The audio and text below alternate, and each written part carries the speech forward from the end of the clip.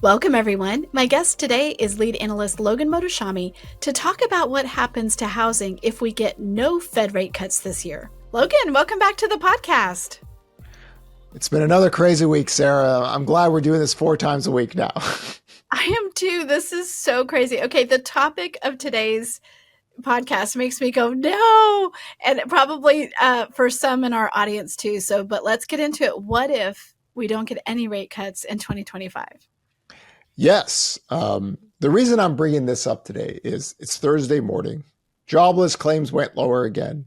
Continuing claims are elevated, but they've been elevated for some time, right? That just shows that the labor market is getting softer. But jobless claims is the key to a lot of things.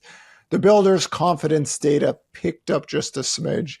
So, by the time this podcast comes out, the housing starts data will come out. So we'll always keep an eye on that. But retail sales was fine. Philly Fed manufacturing data was fine. What if, and the reason I'm bringing this up is they asked Peter Navarro. So again, I apologize for everyone. Peter Navarro is one of us in Irvine, California. So he talked about, well, we have trade deals, but they're unilateral. I'm like, what? I mean, Peter's said some crazy things over the years, but I was like, I don't think that means a trade deal. Greer, who is also part of the trade talks, he kind of said, well, I just really want to see median incomes rise and manufacturing being, a higher percentage of GDP. They don't sound very trade deal gung-ho here. So let's just do a hypothetical because this goes back to the original discussion we've had after November. What does the White House want? Lower dollar, lower energy prices, but they want lower rates. Now, what if, let's just do a hypothetical here. The Federal Reserve has talked about just 10 minutes ago, Mary Daly says, who's the San Francisco Fed president, 2 rate cuts seem appropriate this year. Okay, so a lot of Fed presidents are still pushing that line. What if inflation data on the good side starts to pick up? Because the Fed's already raised their inflation expectations and they're still talking about 2 rate cuts. But what if inflation data picks up and the economy outperforms? Do they get any rate cuts into the system if that's the case? Because then if the economy outperforms and inflation picks up, where they are right now is perfectly acceptable. What the Fed is talking about in terms of, well, we think there'll be some demand destruction after these, like we're bringing in revenue, right? The White House talks about, well, we're bringing, of course, we're taxing. Taxes are collections, they're revenue. So somebody pays the piper eventually. So going out for the rest of the year, if there is no rate cuts because inflation is stronger, but the economy outperforms, where do we go with rates here? Okay, where do we go with rates? And it comes back to the conundrum we always find ourselves in with housing, which is, housing has been in a recession since 2022. The rest of the country has not. And if it outperforms, that just leaves us right where we are, correct? That was, I think, the second article I ever wrote for HousingWire. Yep. In very early 2020, before COVID came, that an economy outperforming means rates can go up higher, right? And that's the case. That's why I always say that I'm not an advocate for recessions or an economy going down to bring lower rates. That's not, I will take a forever 100-year economic expansion if it meant rates never go lower. That because the economy recessions are bad. They're very inefficient in getting rid of what are called excesses. They're not very useful. But in this case, if it is true that we don't have trade deals coming in, because the Federal Reserve said if there's more trade deals, then we could be a little bit more clear. Well, now we're throwing out percentages left and right with all these countries. So over the next few weeks, we're going to get some things answered or not. But if there is no rate cuts, we're just here. This is why it's very critical that mortgage spreads improved this year, because right now, mortgage rates are close to the year-to-date bottoms. in terms of rate. I think 6.65%, whatever. That was the low of the year. We're not that far from there, less than 20 basis points. Housing data typically gets better when mortgage rates go from 6.64% down to 6%. That's what we've seen in the last few years. We quite haven't had that yet. The purchase application data is growing year over year, but the weekly data is just slightly positive. So it isn't like what we've had when rates head down towards 6%. But right now, if the Fed funds rate just basically stays here, this is kind of where we're going to be, right? 435 to 470 on the 10-year yield looks perfectly acceptable with what Fed policy is. The Fed is talking about rate cuts because, to me, some of them think that there will be some demand destruction. The White House says there's going to be no inflation from tariffs. If that's the case, then you're going to get 2 rate cuts, right? Because the onus is on the Fed to justify not cutting rates. So both sides now have picked their area. One says, okay, we'll have 2 rate cuts if the data gets better, or the other side said there's no inflation, so cut rates. So they're there. But I'm giving a third option here, that inflation does pick up, but the economy outperforms. That's the only way I think that the Fed funds rate doesn't go lower this year. And, we're just basically still up here until the economic data. Like, we've had times where the 10-year yield goes down because the economy is perceived to be weak.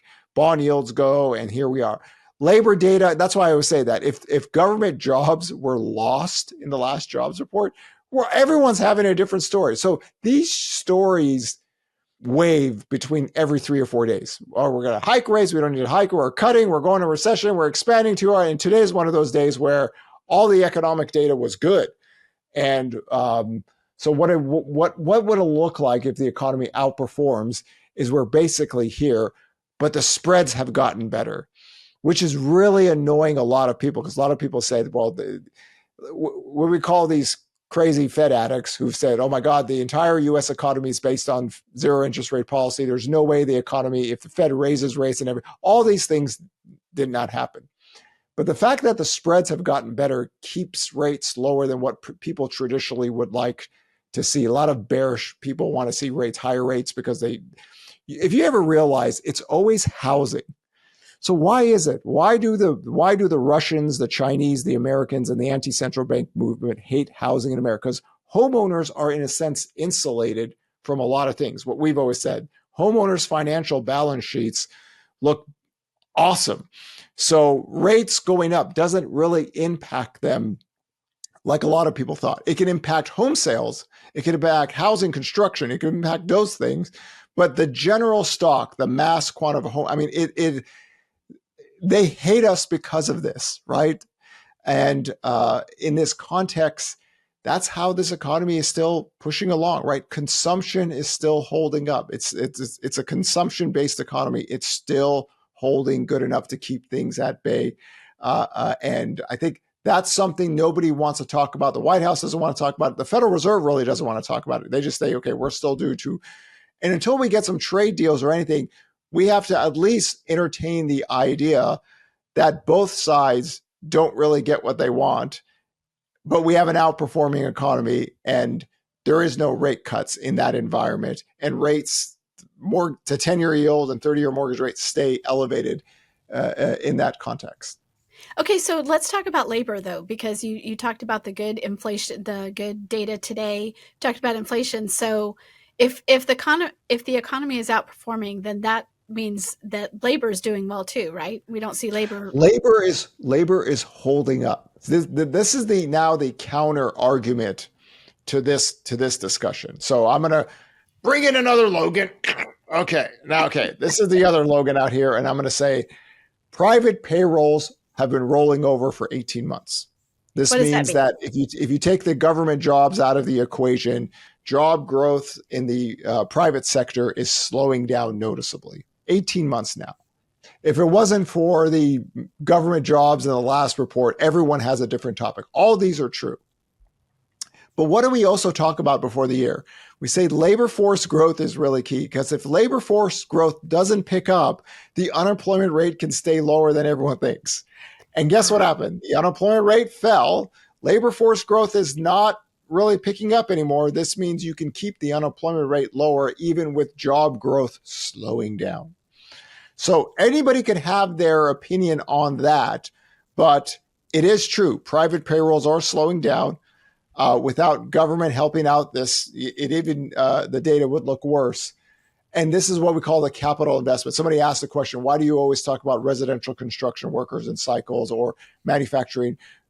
The cost of doing business goes up, unless they can sell and keep the margins good. Labor gets impacted in that. When that typically happens toward an end of a cycle, they start laying people off, and jobless claims, which are historically low, that's that first wave higher, right? And that's how economic cycles has worked. This is why people focus on construction and manufacturing. Manufacturing jobs were lost in the last year. Manufacturing jobs were lost in the last month. Private payrolls are slowing down. So that's the counter to the other discussion, which is we had no rate cuts, that the private sector is slowing down and policy is too restrictive. Okay, that's a fair argument because the Federal Reserve says it. We're modestly restrictive in our policy, so that's the other side of the argument. But because of what happened with the jobless claims data today, because of what Peter Navarro said, that we have trade deals only unilaterally, the Federal Reserve has said we'd like to see trade deals done. A lot of questions will get answered over the next 2 to 3 weeks. But just for today, with everything that was discussed early in the morning, we have to bring up that possibility that the U.S. economy outperforms and inflation picks up, right? And everyone is wrong, right? Because pretty much everyone has been wrong, right? The economy has outperformed everyone's expectations to a degree. And the call for emergency rate cuts down to 1.5%, what President Trump wants, not going to happen in that environment. Okay, so out of all of these scenarios, are you saying that you think that's the most likely, or are you just saying we should be prepared in case that happens? My how I look at this is the same I looked at it going into the year. You get 2 rate cuts with or without tariffs, okay? Because private payroll growth is slowing down.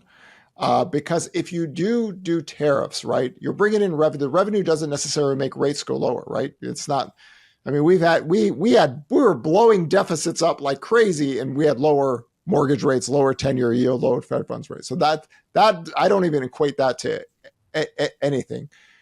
2 rate cuts because the economy is not as strong as people think, or it's not as weak as people think, because the Federal Reserve looks at, as long as consumers are consuming goods and services and the GDP is at a healthy consumption level rate, they can hold things, but they know they are restrictive. They tell us, right? A lot of people say, how could the Fed be restrictive if the stock market is up here?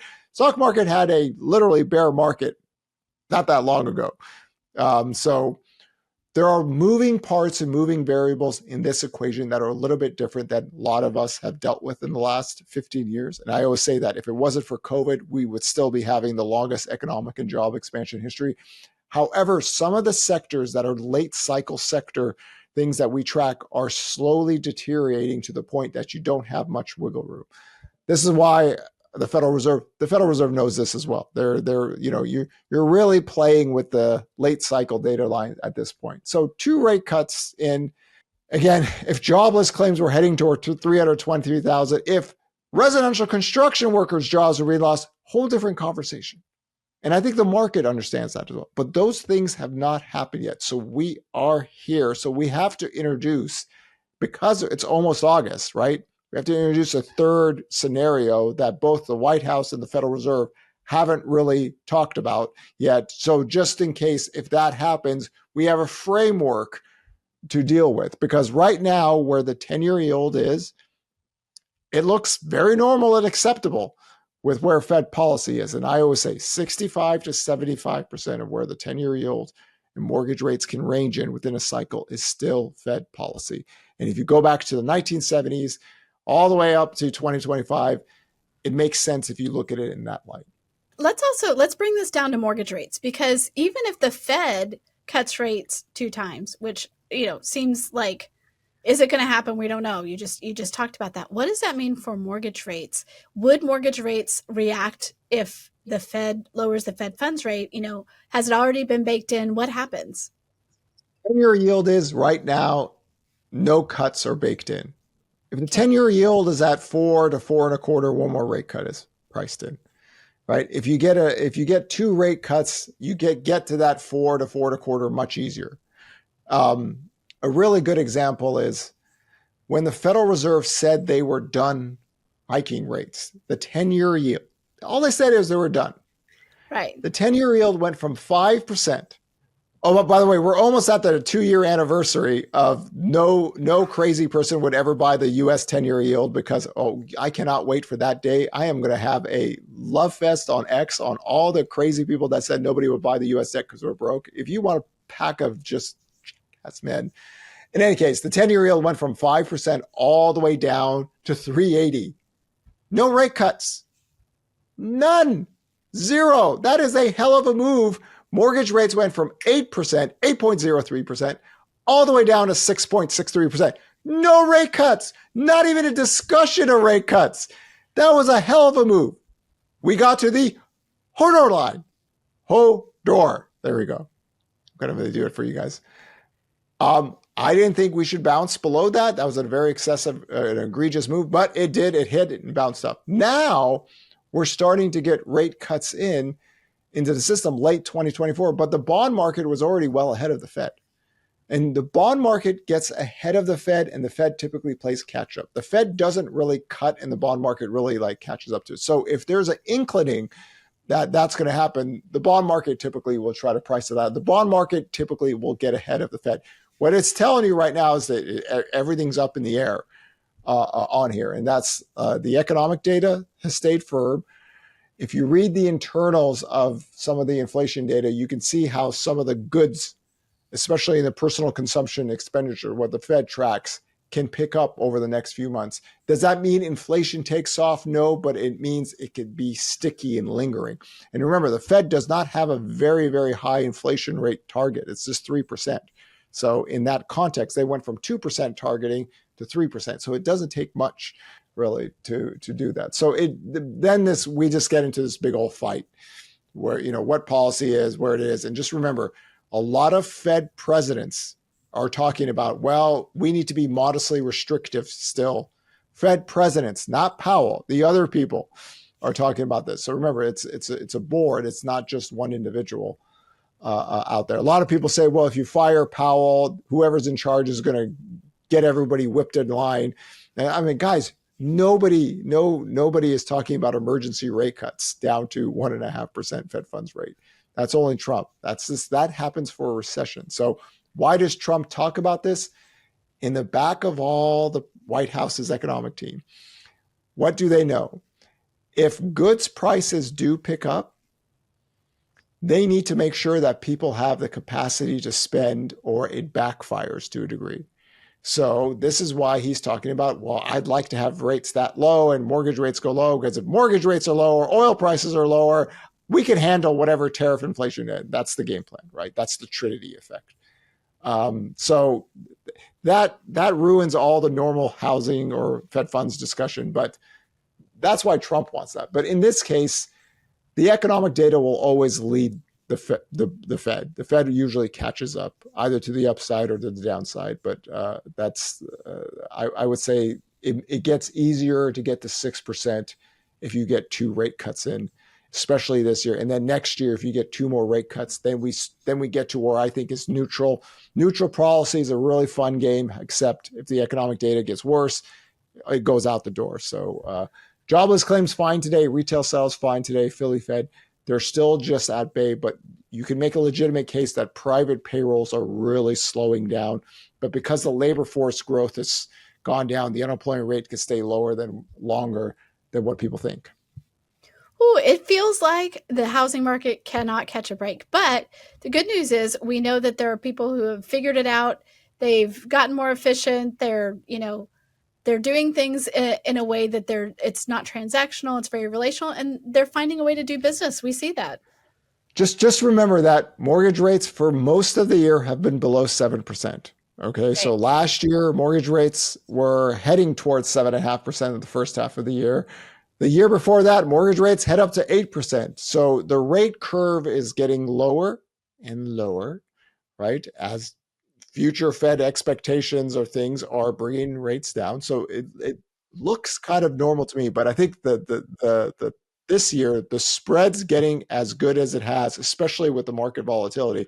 I mean, we did have the spreads get worse during the bear market, the very brief bear market in the stock market, but it was only 20 to 25 basis points. So it's just like, oh, this is really good news. This is like getting a nice piece of bread and warm butter, and you get a big old spoon or no big old knife, and you just splash the spread on. Oh, it's just, there's so many angry people. The Russians are angry. The Chinese are angry. They're, oh, why are the spreads getting better? Oh my God, I can't have it. We need the spreads to go up. So We can be thankful for that. And Logan, we're going to talk again soon. So thanks for being on, explaining what is happening because it's changing every day. Always appreciate you. pleasure, Sarah.